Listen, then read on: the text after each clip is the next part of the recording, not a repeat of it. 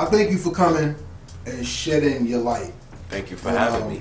Well, I mean, that's the purpose of Heritage Hip Hop. Heritage Hip Hop wasn't made just for music. Hip hop culture is our lives. And since we're alive, health, knowledge, understanding, wisdom, education, all that stuff is definitely part of who we are. If you ever notice, the deeper MCs were silenced for the negative realm of MC. Because when I was really coming up in hip hop real good, 5%, Afrocentrism, all that was very, very strong. X-Clan, Brother J, I mean, that's what people listen to. And then they had to shut that down. Just like they shut down A Different World.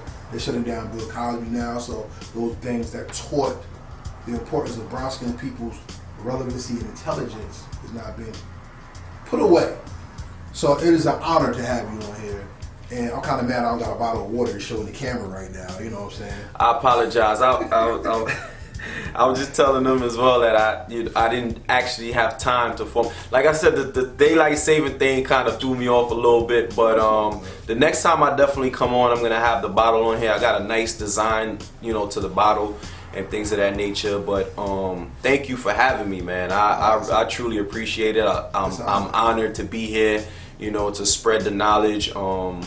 It's just, you know, anytime my community needs me for anything, you know, especially my race, anytime they need me for anything, I'm there to spread the knowledge. Even after I leave here, I'm going to somewhere else to spread more knowledge. That's dope, that's dope. So with Heritage Hip Hop, we don't interview people, we establish relationships. No, we establish relationships. Okay. So whenever you're a guest, we give you the opportunity to build as we want to build with you. You know what I'm saying? So like I said, this is hip hop, so we're gonna do this hip hop wise right now. You know what I'm saying? And we talked about water. Water also works off of vibration. So there's something that we have to connect this to when it comes to the hip hop culture. But I'm not gonna ask you questions that I usually ask the rappers. I'm gonna ask you questions that's built upon the education of a man of color and going and gearing towards the upliftment of men of color, right? So I usually ask who is the most influential person in hip hop who's ever, you know, helps you form your thinking and thought pattern. Let me ask you this: who was the most influential author that made you think differently about not only your life but yourself as well? All right. A lot of people may not know his name, but his name is Afro Unu, right? And the science that I follow is called Noot, right? And it's a couple of books that's on my website. If you go on my website, it's noponoon.com, NOPONOONE.com. You go on my website, you'll see the books section there, and you click down on the books. That I have all his books that he dedicated basically to the race, and he was the most influential to my life. The reason being is because he took me out of the belief system and put me now in a scientific aspect, and where I research everything. I make sure that when I make a decision, it has to be an intelligent decision. Now that doesn't mean that every decision that I make, you know, may not be, you know, fall short, but it has to be the best decision for what it is that you're looking to do as far as your life and things of that nature. So he brought some very powerful African information. I wouldn't have been able to create the calendar that I have, which is called the Noot. I wish I had that here too, and to show you guys. I have one in my car, but I'll bring it back and I'll show you, and I'll give you guys one of them. But yeah, he's the most influential, you know. He's the reason why I'm doing what I'm doing right now. He's the reason I'm wearing this symbol right now. But yes, Afro Unu, that's the most influential person in my life. Give me 3 books every male and every female should read. Introduction to the Nature of Nature. It's on my website, noponoon.com, NOPONOONE. Male and female can read that. But if you're not able to go to my website, a book for the males and females should be the ISIS Papers.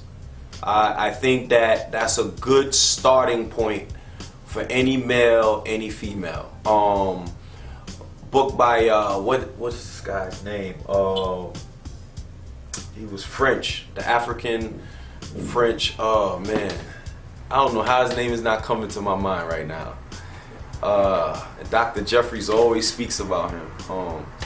It's funny because Dr. Jeffries hasn't written a book, but he's always Obanga, Shake On to Jah. Sorry, Shake On to Jah. Any one of his books will open your mind as well. Any book by Shake On to Jah. Like I said, ISIS Papers by Francis Cress Wilson. That's a powerful book to read as well. So those books will open up your mind. But the books that you want to really get to the scientific breakdown of things, and you want to understand how to use knowledge in a spiritual aspect as well, Introduction to the Nature of Nature. And that, like I said, that's on my website at noponoon.com. That's NOPONOONE.com. He's a consummate salesman. I give you credit. That's what's up. Now, education. We are taught that men and women are the opposite sex, which is a lie. Total lie. Because to oppose means you fight. And that's what's been going on in the community for too long. That women believe that they are this way and a man is not, and a man is this way and we believe women are not. And that was never natural to our people, where men and women always work side by side.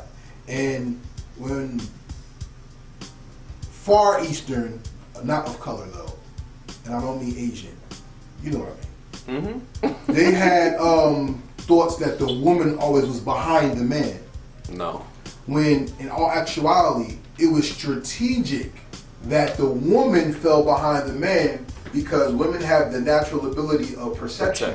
Correct. So they will come behind you to see what's going on, and not only have your back, they would give you the world view while you logically fought the enemy in front of you. That's a fact. So how do we teach the men to appreciate the queens, and the queens that their crown should appreciate the man as well? All right. Only time men and women are not the same is biologically. So biologically, we are not the same as far as that's concerned. That's the only time we should oppose each other, and understanding that we have different biological functions. A woman has a biological function as, you know, to create a child and to also birth the child. Also, the man as well has the ability to basically program children before you can actually create them. All right, we as a people need to understand that we have to work together, and the only way that we can work together is to have an understanding of each other. Understand the woman, understand the man, understand your focus, understand how it is that we can work together. This society likes to play put one above the other, right? But we have to reject that particular mindset and understand that men and women are not opposition to each other. Even though we have different functions as far as a family is concerned, we shouldn't be having certain topics like feminism. Why is there such a thing as feminism? So if there's feminism, then you got masculinism, right? And if you have masculinism, now I would now as a scientist say, well, where's familyism? You understand what I'm saying? If you got feminism, masculinism, then where's familyism? Where does that come into the play? And who is the one that now caused you to even be in a situation to call yourself a feminist? History tells us that Susan B. Anthony in the women's movement because women wanted to start wearing pants. But who's the one that put them in that position? Now we got to go back further, right? In the 1800s, right? In the 1800s, the white woman now had to fight with her man, and now they have to say, okay, we need women's rights, right? So the Caucasian is the one that put her in a position to say, now we need rights. Then 100 years later, in the 1960s, now, like you said, Susan B. Anthony, right? Because look it up, in 1848, this is when it actually started. And now in 1960, they drag our women along to say that their fight is the same as our fight. Number one, huh? That's true. What's true? What you just said. Yeah, so now they dragged our women along to act like their fight is the same as ours. No, Number one, black men didn't dominate the other races to the point where they felt like they need rights. We didn't do that. So you still looking it up? It's 1848. Look it up. You're looking at the women's suffrage movement. But that was the start. This is what I'm saying. That's not the beginning. You don't think so? Okay. No, it's not. All right. But that was when they started to ask for rights. That's when they went political. But it started. Feminism is political. But that's why I said you got to go back to when it actually started, and that's when the things started to go forward. And then, like I said, 100 years later, that's when they dragged our black women into the fight as if their fight is our fight. Yes. Correct. Yep, I agree. So, ladies and gentlemen, we hope you learned something today. Because besides learning about music and new faces of MC, we also want you to learn knowledge of self and knowledge of the world, knowledge of understanding as well. This was dope to me because we had Egyptology, we had science, we talked chemistry, we talked political school systems, we even just talked about women's suffrage. How many conversations do you have about that daily with the average person? Not few. Everybody's too worried about what Cardi B wearing, if R. Kelly's touching somebody's butt, or Oprah hates Michael Jackson.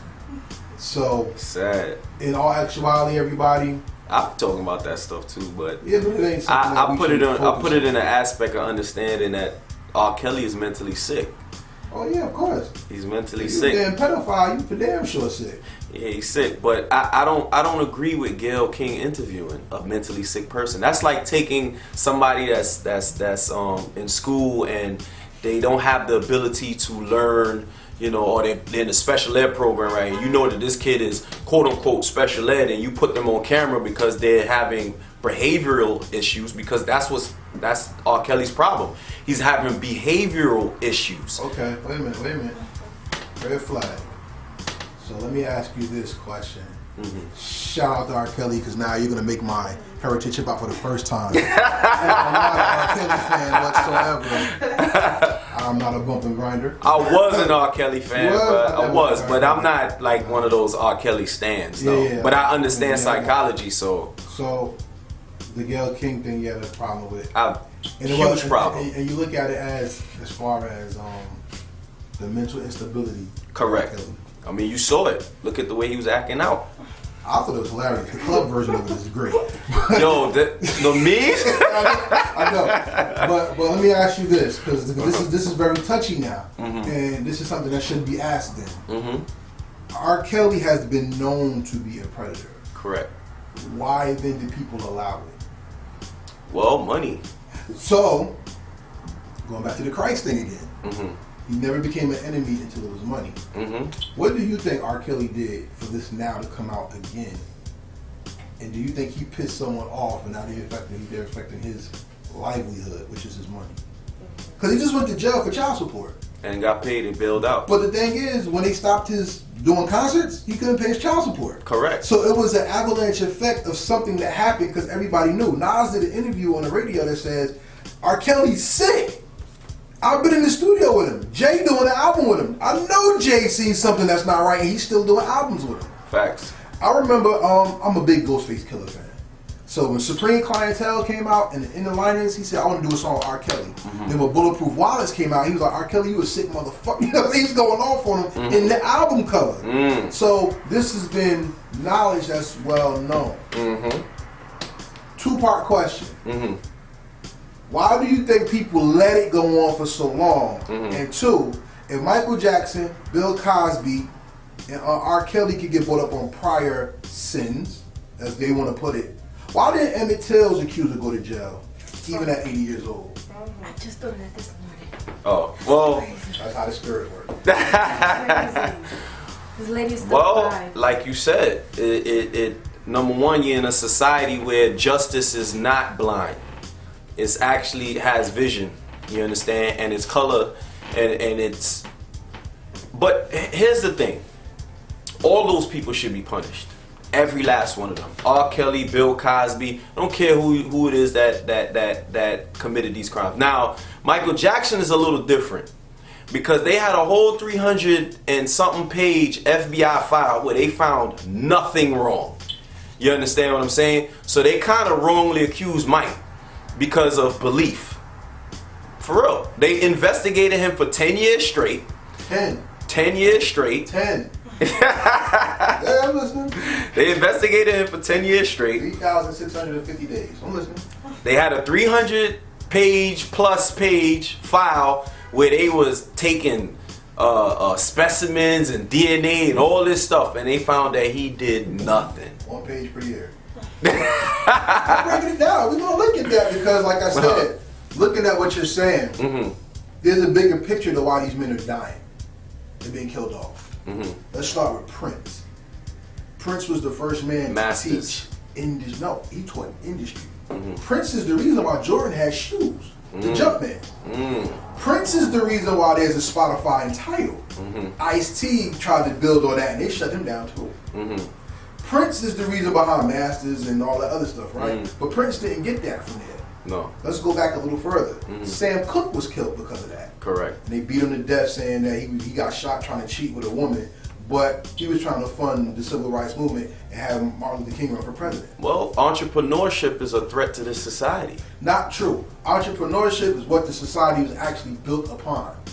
The faith of entrepreneurship by Caucasian standards, I'm talking about, is manifest destiny, which means they were supposed to take over the planet because they're God's chosen people. So I get where you're going with that. But back to the original thing, these men of color are being taken down because of not only power but influence. R. Kelly's not influential. Fuck R. Kelly. I was riding with the Boondocks episode where it's like giving him some help, introduce him to older women. I listen to all that. No, he does need help, but when you have somebody that's mentally sick like that, you don't put them on camera. For what? When you have someone that's mentally sick, you have to separate them and build them. Exactly. But remember, we live in the That's age why I was of, opposed to the interview. If you look at Gail King on that interview, right? As he was acting out, she was sitting there calm.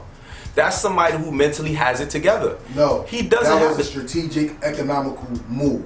I agree, but then there's also other factors that play into that. You saw her left hand and right hand when she was like this. She wanted to talk so bad, but she's like, that damn check. She ain't gonna let that hand go. But that's what I'm saying. But she exploited somebody that was mentally sick, right, in order to get a check. Because a few days after that, CBS said, great job, Gail. We're going to give you a $6 million raise. Yeah. So she made $6 million more now by basically, not clenching her fist, by taking advantage of somebody that's mentally sick. But isn't that what's going on with Oprah? Because Oprah lost a $48 million deal with Weight Watchers and then took the Michael Jackson interview. And made it back. He was back. Exactly. But for everybody out there, look it up yourself. That's right. You know what I'm saying? Because guess what? This is my personal belief. I'm a liar. Why do you say that? Because everything I say you should not believe. You should go see it for yourself. No, but that doesn't make you a liar. No, I just want you to think I'm a liar so you can go prove me wrong. And then when you see I'm right, you be like, oh. Okay. So that's why I say it. It's not that I'm lying. It's just that I don't want you to take what I say as Bible, God's truth. I want you to go research it yourself. I agree. And through that understanding, it was an honor and a pleasure getting to talk to you. I can't wait to talk to you again. If y'all don't understand what this is the truth right here. So thank you, A Noot. Everybody in Heritage Hip Hop, thank you watching. Say peace. Peace. Thank you, Heritage Hip Hop. Thank you guys for viewing. Thank you guys for listening. And let's make our race better and bigger and stronger. And buy some water and get a damn hat. Buy some water, buy some Herbitrol. Support Heritage. Support Heritage Hip Hop. We need to put our money back into each other. That's right. For real. You understand? So Heritage Hip Hop. Holla at it. This mine's.